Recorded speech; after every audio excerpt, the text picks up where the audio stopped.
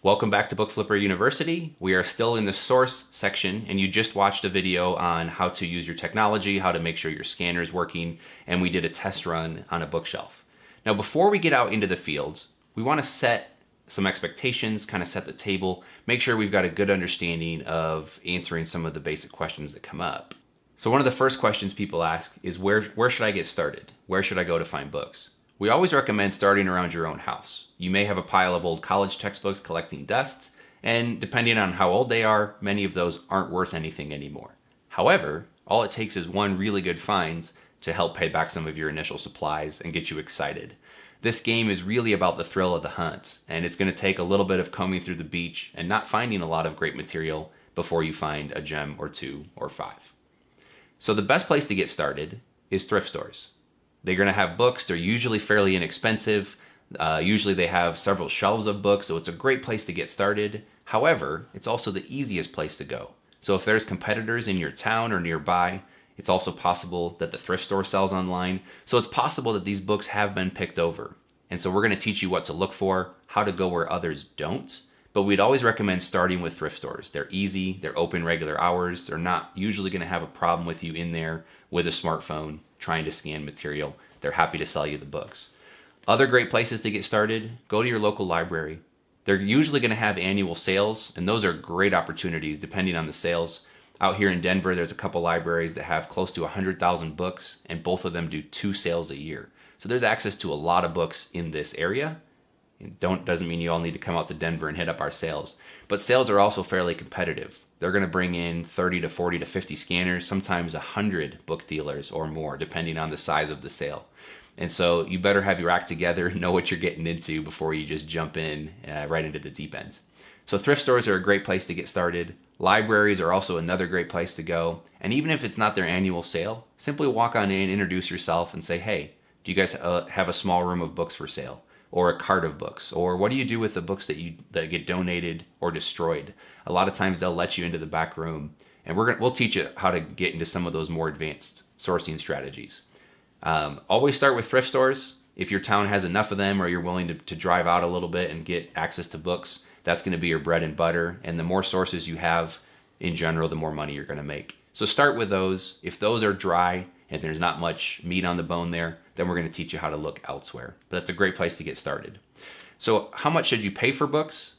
Really, it depends on your budget. It depends on what you're looking for. Most thrift stores, books are going to be 50 cents to $1, sometimes 2 or 3. One of the newer trends recently is some of the Goodwills are pricing books individually. And it's typically the bigger the book, the more it's going to be. So a big book like this that looks educational, they're going to say it's $5 or $6, regardless of what it's worth online. A smaller book, even though this is kind of an educational book, just because it's small in paperback, a lot of thrift stores will price those at $1. So it's important to understand what the pricing is before you get in there, and we'll show you how to do that in the app. But in general, don't be afraid to spend money. If you can make $8 or $10 with relative certainty, if it's got a great sales rank, if the app tells you it's a good buy, don't be afraid to spend a third to a half of that. Don't be afraid to spend $3 or $4 to make 8 to 10. It's going to be a business investment, something that you can go to.